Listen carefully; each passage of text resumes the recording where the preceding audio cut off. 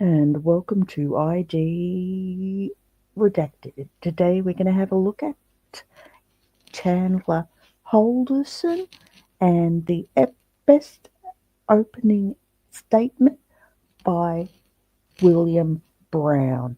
Let's go to it. Let's play.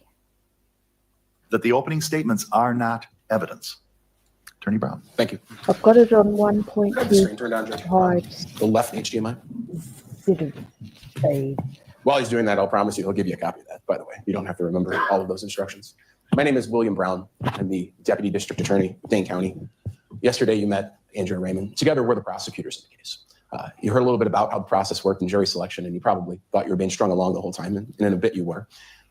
Everyone was trying to gauge your knowledge of the case, maybe any preconceived notions you had about the criminal justice system.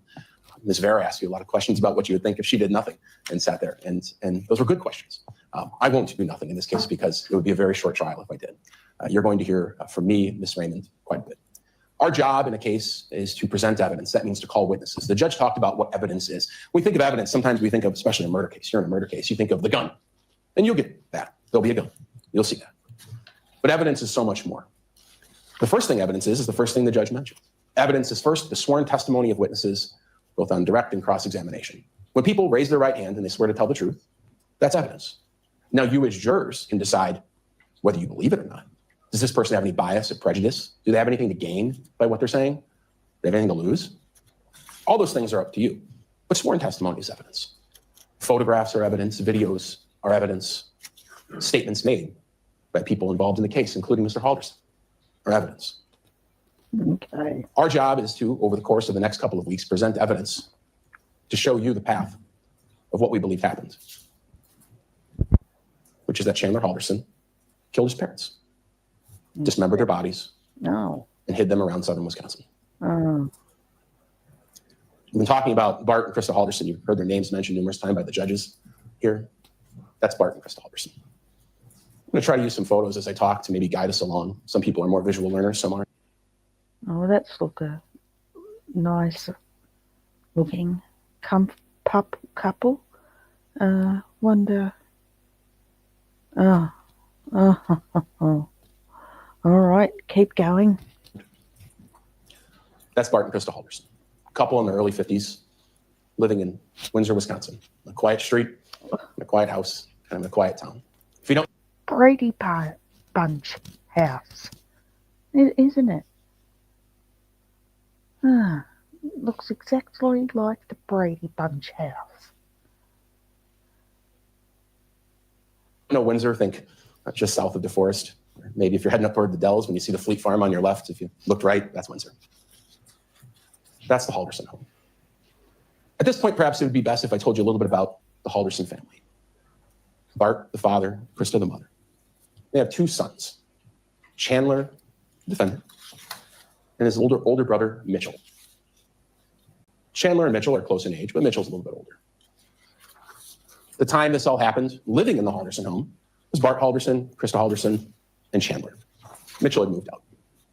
Mitchell had a job working as an IT person for a local corporation, doing pretty well in life. He's engaged, doing pretty well in life. Buying a house, adult things, growing up.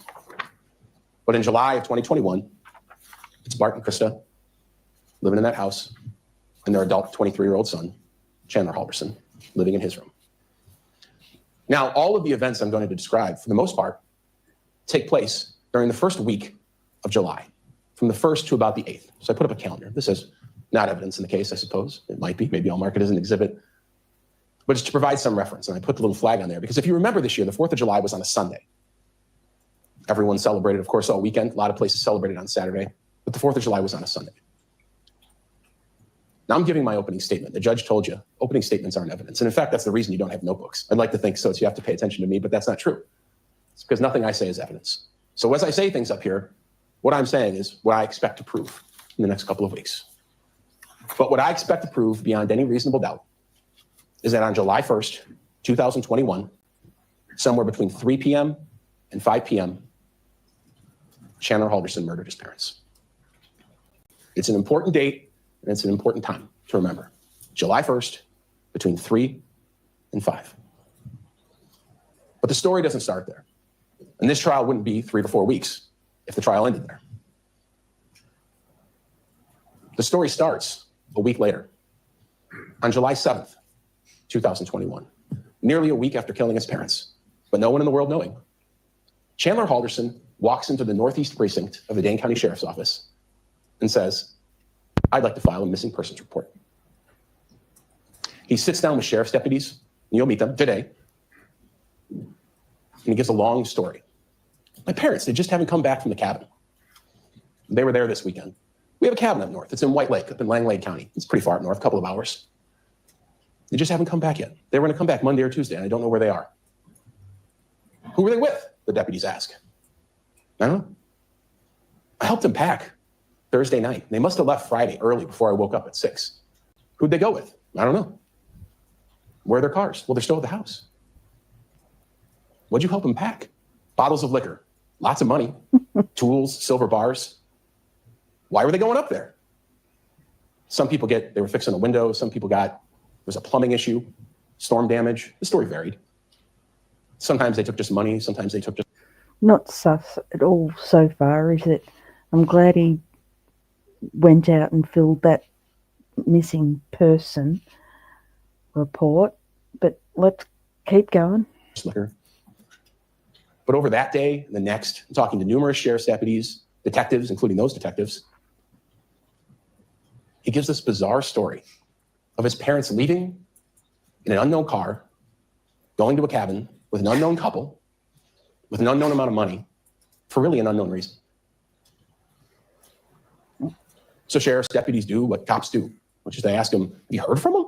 And he says, "Yeah, I got a text from my mom." And he did. He showed him his phone. Made it safely. This is from Krista Halderson to Chaz. That's what his family calls him. Not Chandler, they call him Chaz. "Made it safely. Can't get anything through, though. Yes, it's packed. Going to White Lake today for the parade. We'll be home Monday night, Tuesday early. I love you lots." So at this point, the sheriff's deputies don't know what they're dealing with. These folks get up there and decide, now we're going to go to the casino for a few days. We're going to play hooky. Didn't make a lot of sense. They started talking to coworkers and realized these people had never no-called, no-showed, missed work, which they both did on Friday. Did they crash their car? Did this other couple kidnap them? Where the hell are they? But what good police do, and what they did in this case, is they start looking into the people who saw them last, who were with them last, who reported them missing. And in this case, all three of those things, the person who purportedly saw them last, was with them last, and reported them missing, were the same person. There's Chandler Halderson. So what the police did, started to look into Chandler Halderson. This is all occurring in the same 24-hour, 48-hour period. And what they learned about him isn't suspicious at all. He's a Madison College student, MATC, they go by Madison College now, if you didn't get the email. Madison College student, he's about to graduate. He's studying renewable resource engineering, kind of a hybrid IT degree, with solar panels, things of that sort. He's about to get a certificate. But things had looked bright for him. He'd recently been working at American Family Insurance. He's working from home like most of us the last couple of years. But he's working a good job at American Family Insurance. And not only was he working a good job, Chandler had just gotten a better job. He got hired at SpaceX.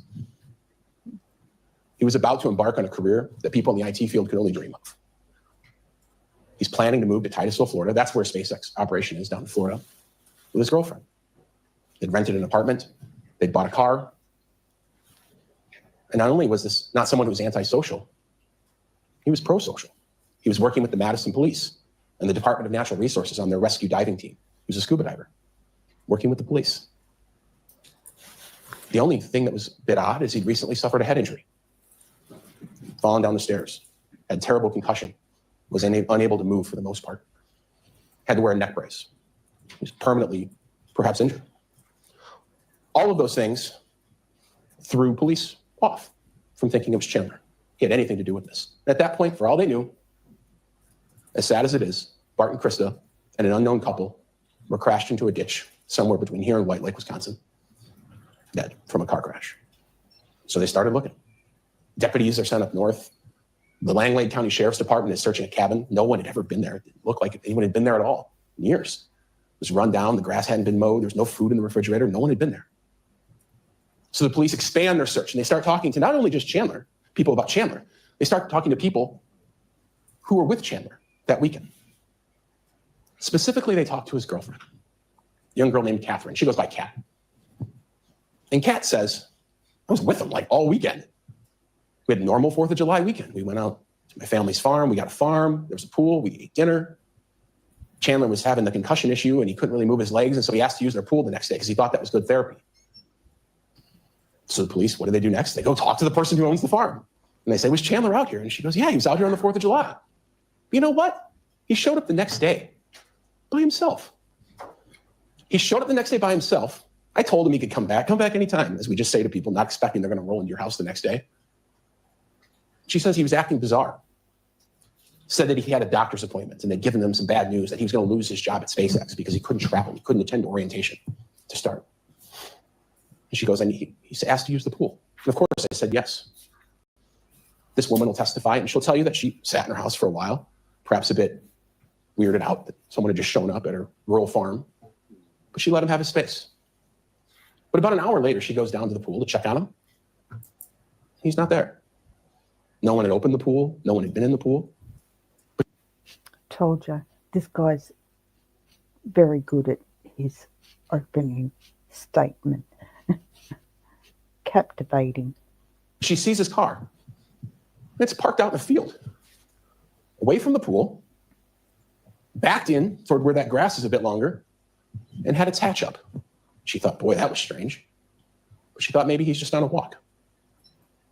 So she goes in the pool. She said, I'm just going to go in the pool. If you remember that weekend, it's extraordinarily hot. She starts swimming. She says, then I see Chandler. He's walking out the woods in that area. Now, at this point in the investigation, the police are out there with this woman. They're out on the farm. And she says he walked out over there. And you'll hear from the Detective Brett Baverstock, who was out there. And he'll tell you that his eyes kind of shifted up and he saw vultures. And I promise the photos are only going to go this far for right now. But the police walked about 20 yards into the woods. And in that pile of debris, under dozens of sticks, bushes, and dirt, they found Bart Halderson. Now, when I say they found Bart Halderson, I need to explain that. They found a human torso. Someone had crudely chopped off the head, the arms, and sawed off the legs in the middle of the thigh, leaving the underwear on and the beginnings of the pants.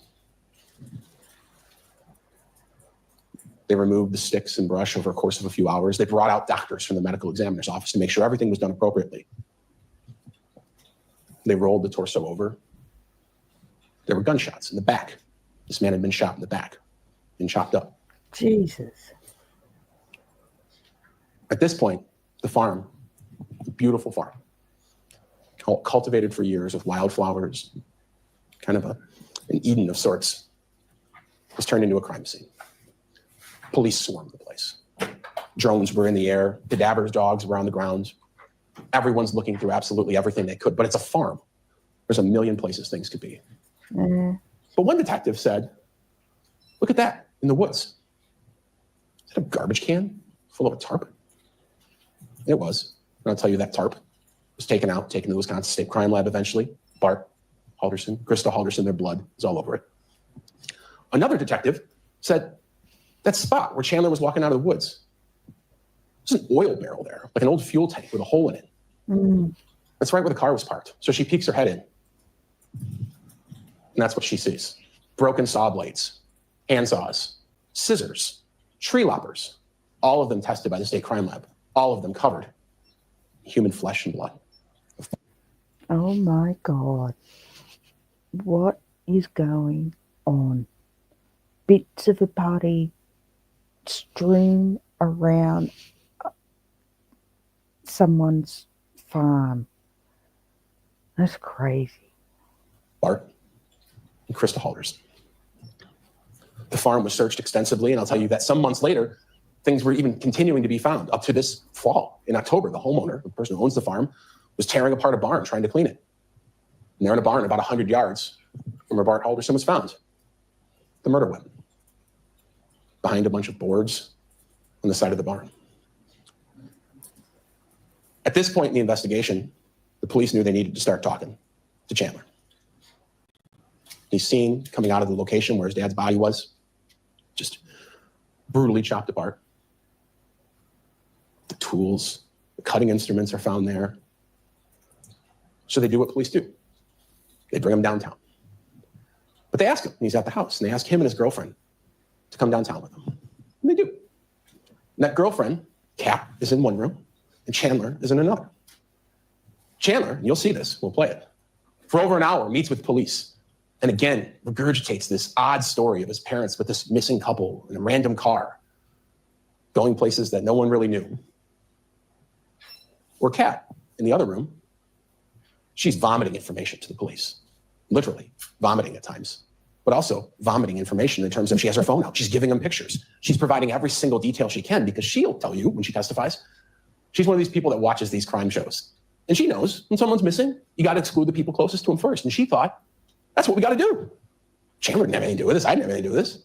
We got to get to the people who did. And the first step is we got to exclude us. She didn't for a second think that Mr. Halderson had done anything wrong. She thought she was with him most of the weekend. And I'll tell you right now, Kat did nothing wrong. Kat was an unknowing, unwilling accomplice to some of this, but she did absolutely nothing wrong. Kat, the girlfriend, took a screenshot of the criminal with no last name. Took a screenshot of a Snapchat chat when he was disposing of the body. Funny. And she'll tell you, she liked Mr. and Mrs. Halderson. There were the normal disputes you'd have with your boyfriend or girlfriend's parents. Maybe you want to go out a lot and they don't let you. Maybe you want to hang out more than they don't want to. But she liked him. Her phone is full of messages between her and Mrs. Halderson. Friendly in all respects. Kat meets with police not just once, but multiple times. And in one of these meetings, she says, you know what was weird? Is this weekend, when I was with Chandler, while his parents were at the cabin, I left the house early one day, on Saturday, in fact, Saturday, July 3rd. And she says, he told me he was going to do chores that morning around the house. But when I looked at my Snapchat, I saw his location was in a weird spot. If you don't know, on Snapchat, you can set it up so that other people can see exactly where you are. A GPS tracker on you at all times, if you will. Chandler had that set up with his girlfriend.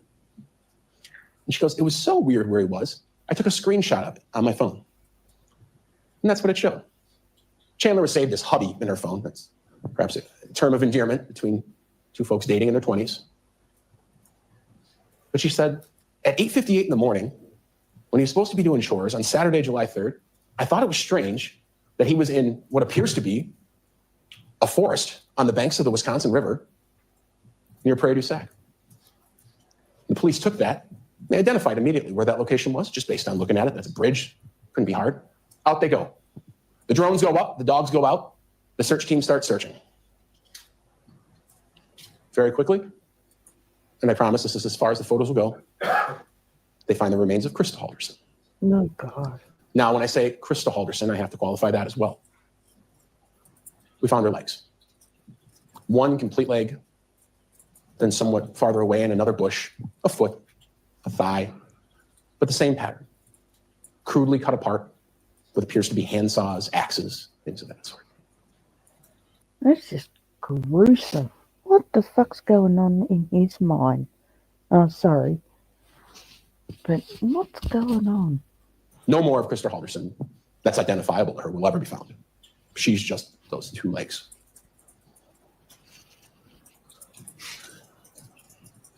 At this point, the police thought, this is just a strange location.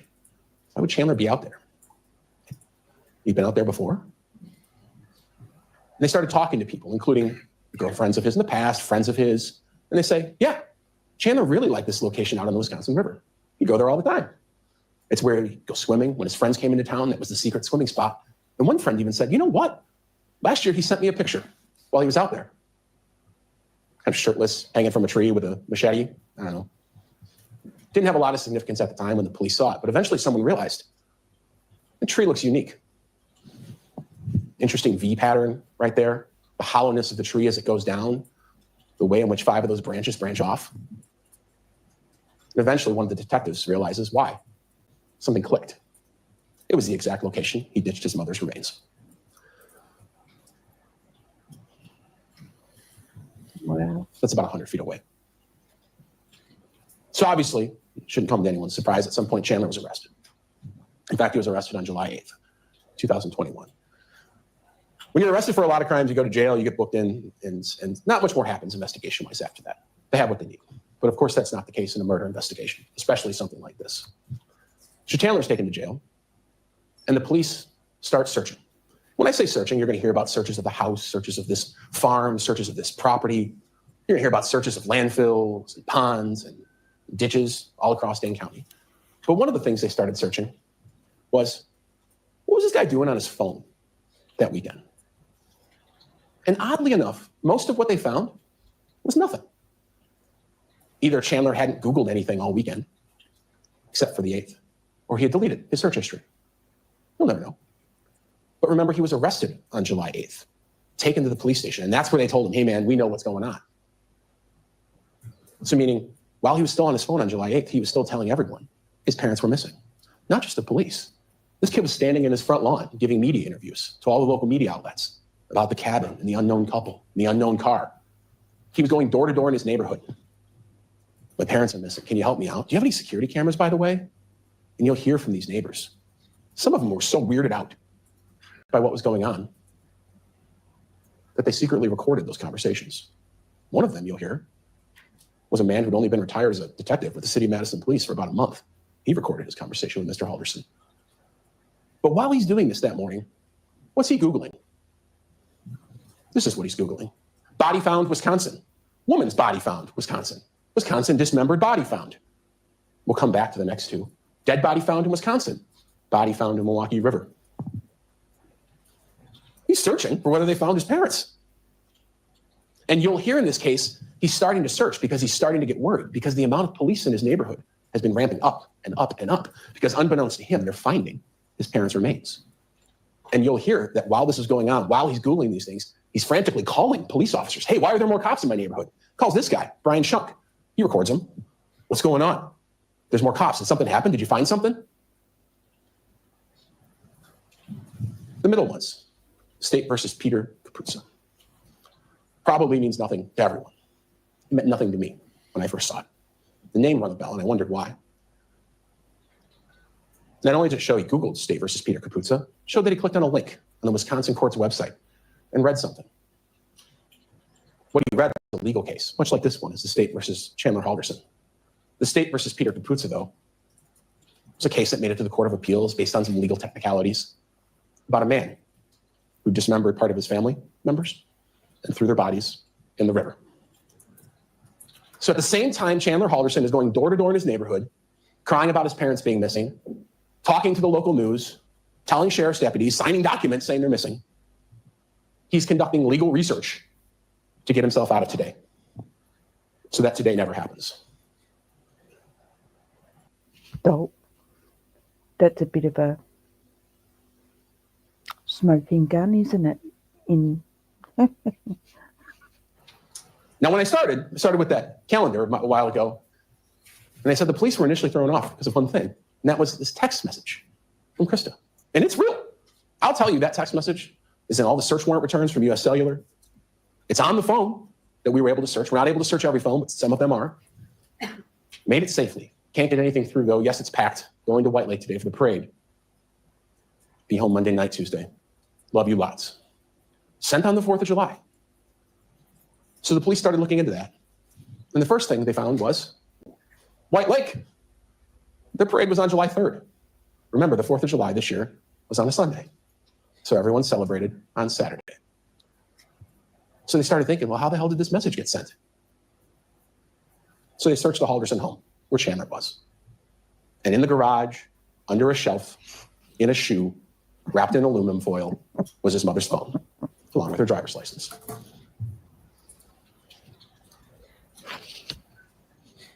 Police would later subpoena the records from US Cellular, a cell phone carrier that covers Chandler and the family. and they would look into what cell towers were being used when that message was sent. If you didn't know, all of you probably have cell phones. At any time, your phone is pinging off of different cell towers. It's not always the same. As you sit here, half of you might be using one tower and half of you might be using another. It's based on the workload of those towers. You'll hear about that. But it's generally an approximate area of where you are. That message on July 4th, Krista there's in pink, Chandler's in green. The message was sent from the Halderson home on July 4th. Oh, no. Chandler sent it to himself. Oh, no. So at this point, the investigators began to wonder, and perhaps you're beginning to wonder how the evidence will come out. How does this happen? How does this kid, with everything in the world going for him, promising new job, school, a girlfriend that loves him, willing to move across the country for him, or even physically, a kid who just suffered this major concussion, was unable to use his legs for the most part. How does this happen? And what you'll learn, it happens because none of these things are true. He wasn't going to Madison College. He wasn't studying renewable resource engineering. The people at American Family Insurance, they'd never even heard of him.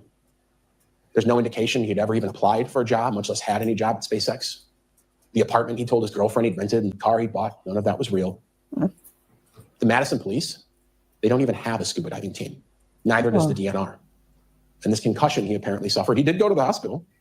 You'll hear from the doctor who was there. He said, yeah, he came in, he reported that he hit his head falling down the stairs. I diagnosed him with a mild concussion, gave him a neck brace on the way out, told him he could use it if he needed it. But none of the things that Chandler reported to other people, the leg weakness, his inability to move, drive, travel, none of that was real. And given what you're going to find out in this case, you may conclude at the end of it, he never suffered any fall at all. What you may conclude is that it was all made up. Now, police started looking into all of these lies. Because how does a person who looks so promising, was able to convince so many people of his success, how are you able to keep this up? How are you able to catfish your family, your girlfriend, your brother, your friends? They started to find things around the Halderson home, in the email accounts of Bart and Krista Halderson, in the email accounts of Chandler Halderson. When they talk about American Family Insurance, the first big lie Chandler was making up, again, the people at American Family Insurance, you'll hear them testify, they're directors of human resources. He never worked there, never worked for any of their affiliates, never worked for any of the companies that are associated with them. Chandler had been claiming to work there for a year, but he never had any money. And his father was an accountant, so his father would ask him questions pretty much daily. Why don't you have any money? Why haven't you paid any rent? And Chandler spun an amazing web of lies. First, it was, well, I'm a salary guy, but they were accidentally paying me hourly, so they just held my paychecks until they fixed it. Then it was, I gave him the wrong direct deposit info. And then it kind of shifted eventually. And he said, well, they were going to pay me, but now the amount is so much, they got to pay me so much money that when they deposited in the bank, they thought it was fake. And police started to find emails like this. This from Tom Selznick, a guy at American Family Insurance in Northeast, remote human resources guy, describing this. You're registered as salary, but you're making hourly. And these emails would go back and forth with Chandler and the HR person, and eventually he'd forward them to his father. But in the way a parent looks at their child as maybe telling the truth is not the way that you as jurors have to look at this. You, like the police, maybe have to take a more critical look at emails like this. And for one, notice, why is the guy who works at Human Resources at American Family Insurance using a Proton Mail generic email address? Why is the guy who's the Human Resources manager spelling the word resources wrong, saying he's the Human Recourses manager? A little bit diabolical that he's doing, sending emails pretending to be other people. Diabolical. It's comically fake. He emailed himself back and forth, trying to explain why he didn't have any money, and he forwards it to his dad. Now here's where the story gets maybe a little more complex. Having a fake job solves a lot of riddles in your life. No one's hassling you to get a new job. No one's hassling you to do chores all day. The problem is, if your dad works from home, if he was an accountant, for instance, which he was, and which he did, you actually have to wake up early every day and go to work. So there he was. Messages between Bart and Chandler. Hey, are you up for your meetings? Yeah. Over and over again. So Chandler woke up. But he had nothing to do all day because his job was pretend. And so he sat on his computer playing video games. And I'm not against people playing video games. I'm a guy myself. People play video games. But video games, if you don't know, some of you are of an age where you do, and some of you are an age where you don't, are a much more social thing than they used to be. When you play video games, you don't just sit on Nintendo 64 and play Mario by yourself. You're playing role-player games with people from around the world. And who's up early in the morning when Mr. Halderson had to wake up to attend his fake work meetings? People in the military who are stationed overseas. They speak English, they're American, but they're on a different time schedule. They're on his time schedule. Most people here probably play video games at night during weekdays. But every day, Mr. Halderson was able to wake up and find a group of friends to play video games with online, one of which was stationed in Germany. This friend was a guy named Andrew Smith. Now, Mr. Smith, Mr. Halderson became kind of best friends. They would talk all the time. They communicated in this video game all the time.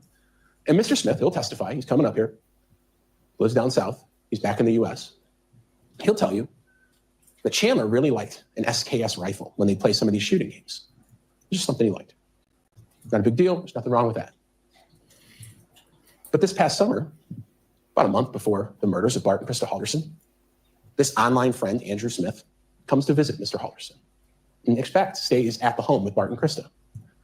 This is a picture of Mr. Smith in that perhaps crudely designed yellow shirt. That's Mr. Halderson. It's the only photo we have of them on that visit. You'll learn that Mr. Smith had gotten out of the military. He was done with it. But you'll also learn that he really likes guns. Like he really likes guns. And he knew his friend liked SKS rifles. So when he visited him this year in June, he brought with him a gift, the SKS rifle that was found about 100 yards from Bart Halderson's body. Now, you'll meet Mr. Smith and you'll probably concur with me after meeting him. He's not really probably a paperwork kind of guy. And so when he gave the gun to Mr. Halderson, he wanted to document that he transferred the gun, but he wasn't going to fill out any paperwork. So he just took the serial number of the gun. He put Mr. Halderson's driver's license next to it, snapped a picture on his phone. There's a clear picture of that. But that serial number matches the gun found in the barn 100 yards from Bart Halderson's body. And before Mr. Smith left, he decided he would gift his friend something else, which was about 400 rounds of high-powered ammunition. Now, you'll hear from Mr. Smith. Despite maybe his bizarre actions and maybe his bizarre statements he may make, he's not a suspect. Police proved he was in Texas at the time all of this happened.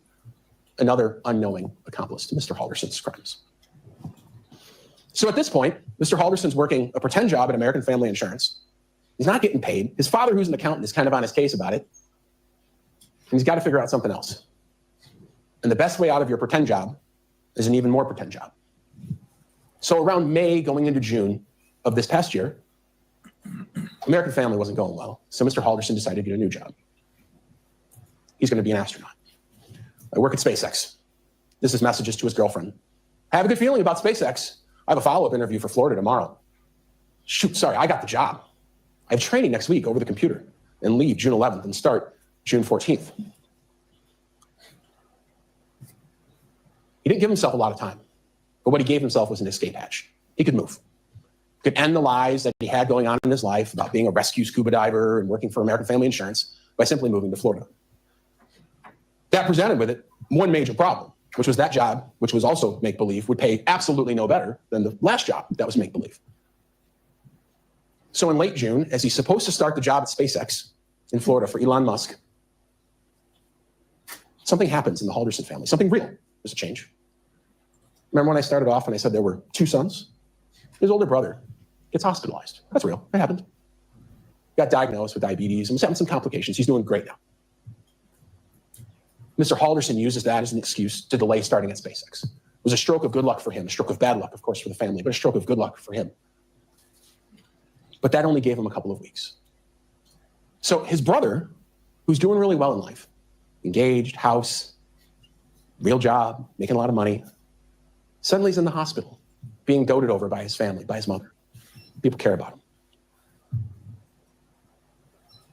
So roughly a week later, when Chandler Halderson needs to think of a new lie to get out of the SpaceX lie, guess who ends up in the hospital, being doted over by his mother and his family with a supposed neck injury. This is Father's Day of this year, in late June. That's Bart Halderson in the middle, Mitchell on the right. Of course, Chandler wearing a neck brace that no one told him he had to wear on the left. Now, around this time, Chandler started telling people an extraordinarily bizarre set of claims. That he had a brain bleed, a hematoma, that he had spinal damage, that he needed his head drilled open, that he had inability to use his legs at all. Couldn't drive. People had to do that for him.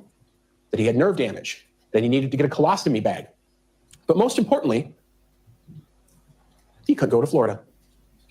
The doctors had told him he couldn't fly. Of course, that's not true. You'll see his medical records and you'll see his doctor testify.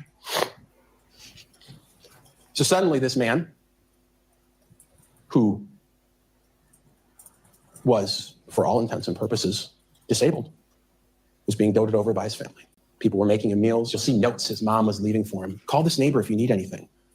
She'll help you out. Couldn't drive, couldn't work, couldn't do chores. Now, a bit of a preview and a fast forward. This guy who was wearing a neck brace nearly every day in late June 2021 would have no problem just days later carrying large bags of ice out of gas stations to chill his father's cut-up body in a freezer. And you'll note, no neck brace. And in fact, you'll note in this case, Chandler Halderson has never seen a neck brace again after July 1st, 2021, when he kills his parents. So the job lies are over for Chandler in his life. American Family Insurance, don't worry about that because he got this new job at SpaceX. In SpaceX, I can't go because I'm hurt. It was a perfect scenario. But there was one last lie that Chandler had to get out of. And that is he had told everyone he was going to MATC for college and that he was about to graduate. And you'll hear there's a hint of truth to that he was going there at one point. In fact, there's a hint of truth to all of these lies. He did go to MATC for like a semester. He failed out. But he wasn't going there anymore. And the parents were starting to grow suspicious. And we knew this because when we searched the house, we started to find notes on Bart Halderson's desk. Bart Halderson was one of these guys who prints his emails. I don't know if any of you print your emails, but some people, they get an email and they print it out. That was Bart. Let me find one. It's an email between Bart and Krista, detailing a conversation that he had had with Chandler's advisors at MATC. He was supposed to meet with someone else, so we met with this guy, Daniel Spieth. Chandler's going to get a solar certificate. He wasn't. He's registered for fall classes. He wasn't. He's in the IT program. He wasn't. All of these things, line by line, none of them true.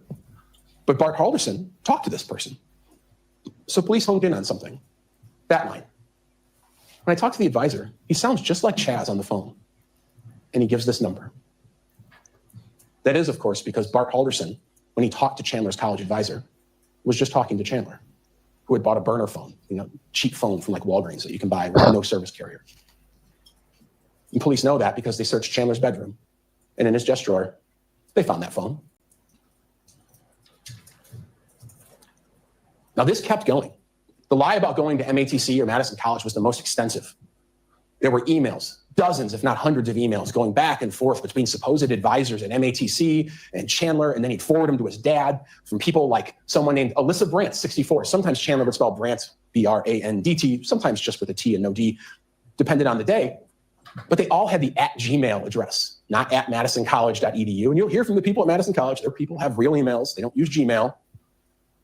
But it was over and over again. Alyssa Brandt was one of them. You heard about Daniel Spieth, also @Gmail. There's someone named Aaron Hoover, also @Gmail. In this one, Chandler's getting upset. I have to have a call with whomever's in charge within the next 30 minutes. I have been a student for over 3 years and I will be treated fairly. Of course, he's yelling at himself. All of these were fake. Back and forth to himself and eventually to his dad.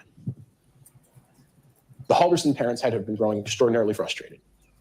Kid wasn't getting paid. He was injured suddenly. His college transcripts aren't coming through, so he can't get a job. So police looked at that original note again. They saw something interesting, which is in this sea of fake people, Daniel Spieth, Aaron Hoover, Tom Selznick, Alyssa Brandt, there was one name that stood out, Omar Job. And that name didn't stand out because it was fake. It stood out to the police because it was real. That is the only real person on any of these emails. And what we've discovered in this investigation is in just the day and a half prior to being murdered, Bart Halderson, Chandler's dad, called MATC and pretended to be Chandler to try to finally get some information on what's going on. Just as any of you could call any doctor and pretend to be your kid, you know their name. Oh my God. Poor Bart. Imagine making that phone call. and I think we hear it later in the trial, but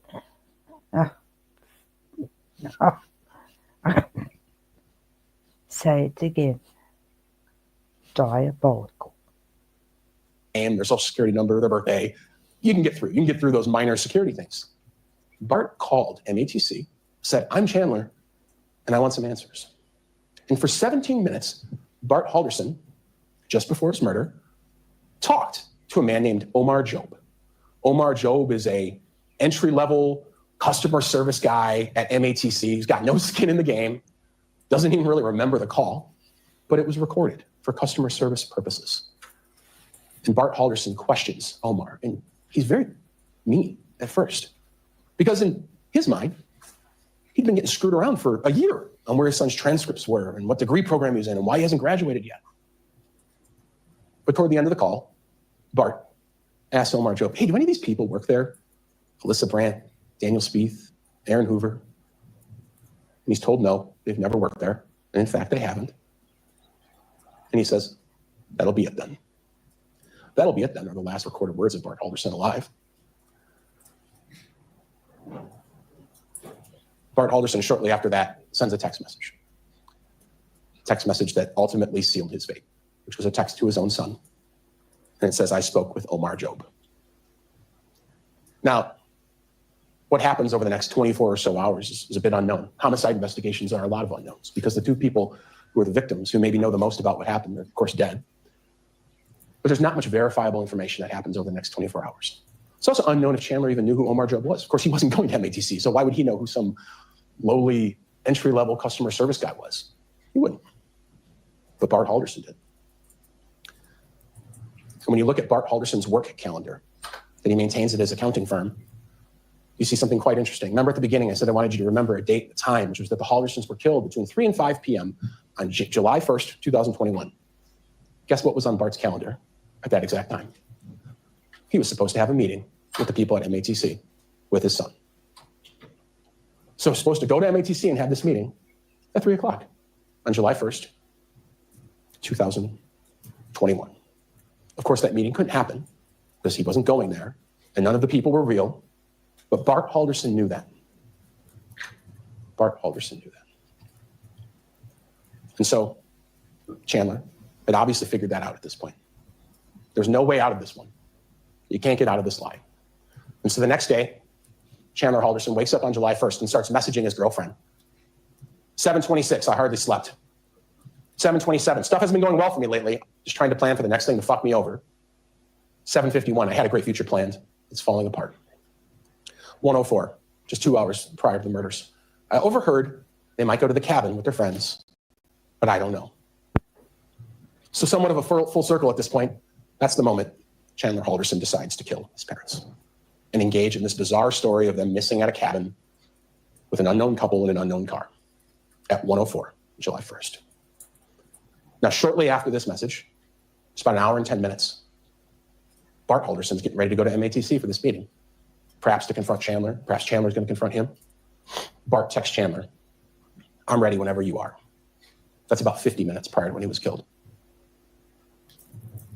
Those are the last words ever recorded of Bart Halderson. His phone is never used, really. I mean, again, he dies at some point. He never goes back to work. No one ever sees him. The neighborhood he lives in, riddled with security cameras, never see him again. "I'm ready whenever you are."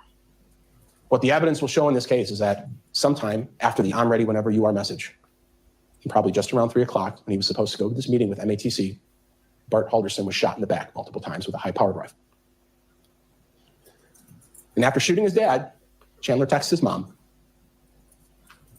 "Dad's phone died. Text or call me. And get sewed on your way home. I have an extra hour of work." You know he didn't have an extra hour of work, but he was delaying her getting there because the evidence showed he needed to move things around, prepare for what he was about to do when she showed up. She responds, "Okay, I can," smiley face. Those are the last words of Crystal Halderson's life. Shortly thereafter, around just after 5, neighborhood security cameras, the Haldersons didn't have one, but the neighborhood, a lot of people did, show Crystal pulling in, getting out of the car, walking in. She's never seen again until her legs are found out by the Wisconsin River. But just after killing his mom and his dad, the evidence in this case will show that Chandler went on his phone. If you go on your phone, I don't know if any of you have ever taken a note. You can take notes on your phone. iPhone has an app called Notes. We got some raw data, and I'll put it up here in a second. I won't put the raw data because it's a bit challenging to see. But Chandler creates a note about 5:11 that day on July 1st, probably minutes after killing his parents. And the note reads, weekend chores, H2O2 lemon. H2O2 is the chemical name for hydrogen peroxide. You'll hear from people in this case, it's essentially a household cleaner to clean up blood. Lemon deodorizes things. Mixed together, it's a pretty cheap cleaning product. You can have at home. So Chandler writes a note after murdering his parents, H2O2 lemon. Door handles, move your shit upstairs, get a job, and clean the floor. He then does just that. Spends the afternoon cleaning the house, eventually jumps in the shower. We know he's in the shower because his girlfriend and him FaceTime when they're in the shower. No judgment, but that's what happened. And the girlfriend took a screenshot. We know he's in the shower. They say they're good nights, and Chandler says, I'm going to bed. But he doesn't. He goes to gas stations. He's carrying out large bags of ice. Because what Chandler had done that night is what you all probably suspect by now. He had dismembered his parents, or at least started the process, and had to fit them inside of freezers that were in the Halderson home. And you'll see some of these freezers, they're cleaned. There's still some evidence around. That night, I'm not going to show many photographs for a little bit, just because I think you deserve to kind of be eased into some of the things you're going to see. That night, what appears to have happened, what the evidence will show, is Mr. Halderson took items from around the house and began cutting apart his parents. Saw blades covered in Bart and Krista's blood. An axe, Bart and Krista's blood. Hand saws, things of that sort, covered in Bart and Krista's blood. He cleaned the house as best he could, and you'll hear about that. But still, blood spatter found of Bart and Krista's blood around the house. And he had a plan. It wasn't a well thought out plan, but he had one. And that was he was going to burn the remains in the family fireplace there in the house. So it's July 1st. And if any of you remember, 4th of July weekend's pretty hot this year. People in the neighborhood thought it was a little bit weird that so much fireplace was going on. They smelled stuff. One person in the neighborhood was full of retired cops, but one retired cop said, I smelled like a barbecue, smelled like a pig roast. And he said that just not knowing what it was at the time, talking to the police.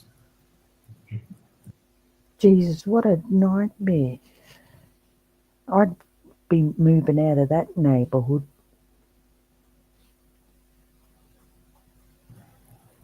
And that night, a neighbor who had a security camera behind the Halderson home, way far away, was able to catch something.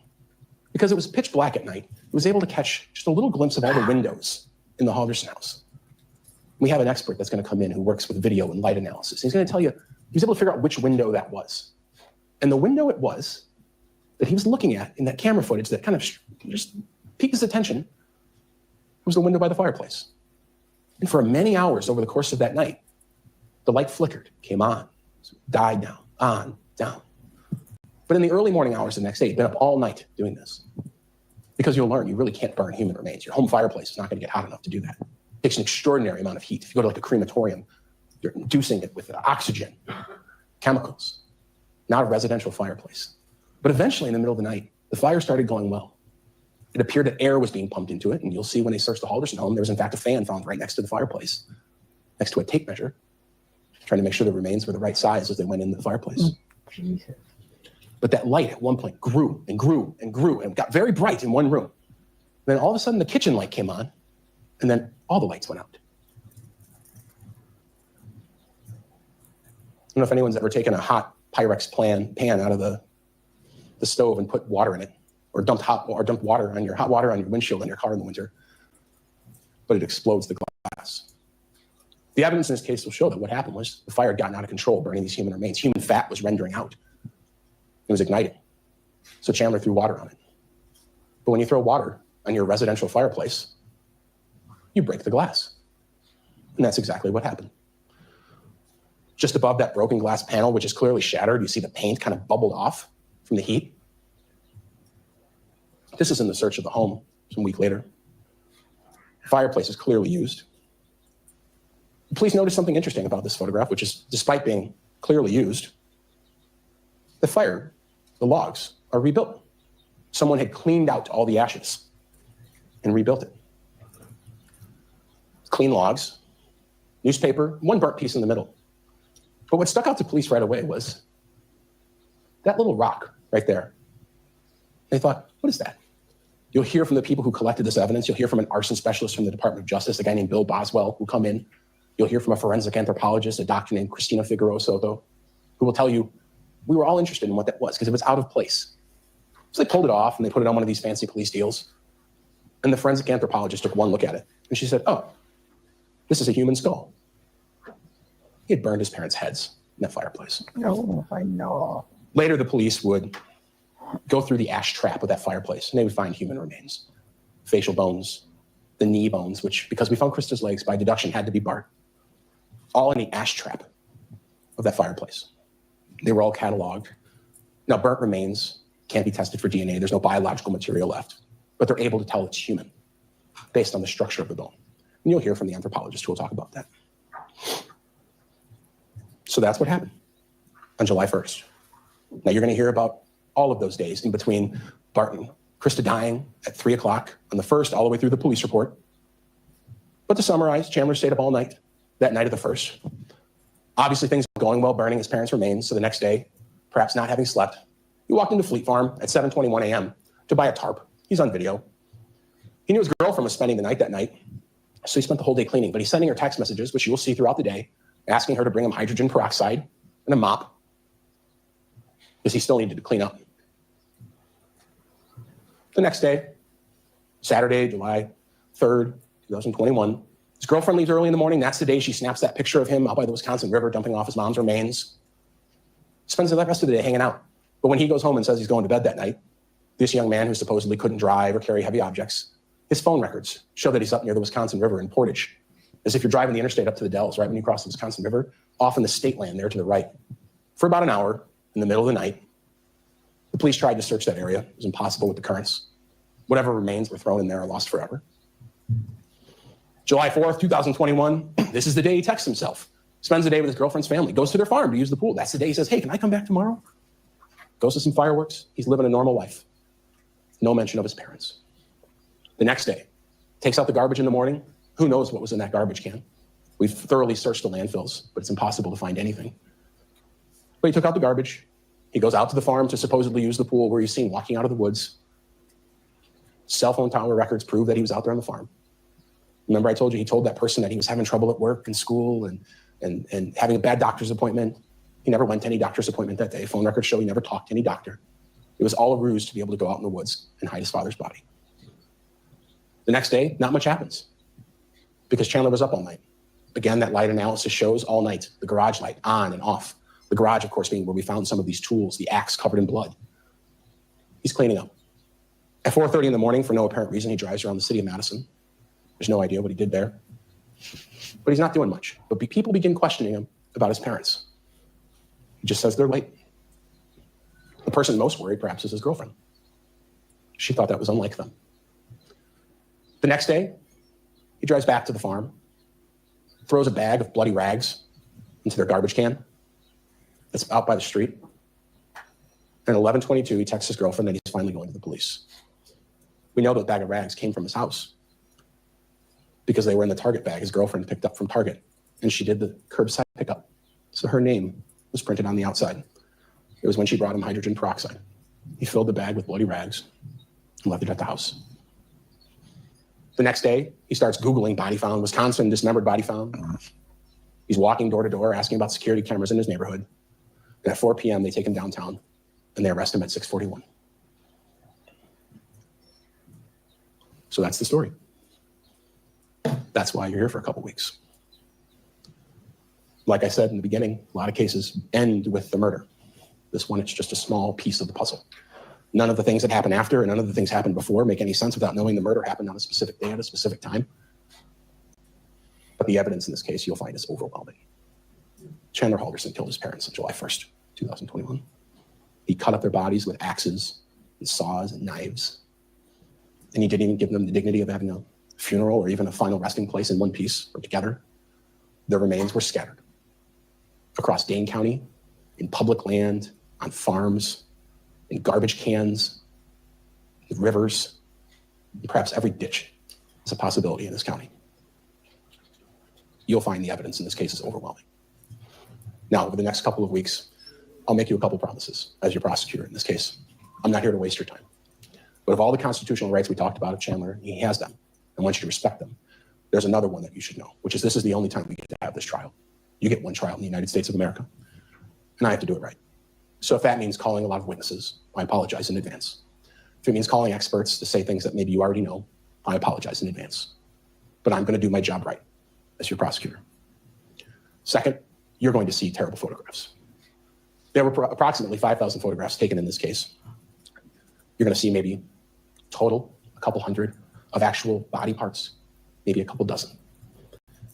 We have scoured those photographs and tried to remove ones that are just horrible to see because of the conditions the bodies were in, because of insects and maggots and things of that sort. And instead are trying to only show you photographs that help you understand how the remains were hidden, where they were hidden, how they were dismembered. To the extent possible, we're using cleaner photographs that were taken by the Dane County Medical Examiner. I promise you, I'm not trying to pull on anyone's heartstrings. I'm not trying to make this overly emotional. You might feel emotional. I suspect many of you have never seen anything like what you're going to see in the next couple of weeks. But I promise to do my best to limit the amount. And lastly, I promise to just ask questions, a lot of questions, because you're the jury in this case, and you deserve to hear absolutely everything. It will be a struggle. You'll get sick of walking back and forth to these jury rooms. You might get sick of each other. I hope not. But it's an important task. What happened here shouldn't happen, but it did. And so in a couple of weeks, when I stand up here and Ms. Raymond stands up here, I'm going to ask you to deliver a verdict of guilty, to finally bring some much needed truth to Chandler Halderson. Thank you. Thank you, Attorney Brown. Counsel, Attorney Brown, could whoever... Wow, what a statement. He did really well in outlining what evidence they're going to present, and I hope you all enjoyed today's show and look forward to seeing you next time. Thanks for your patience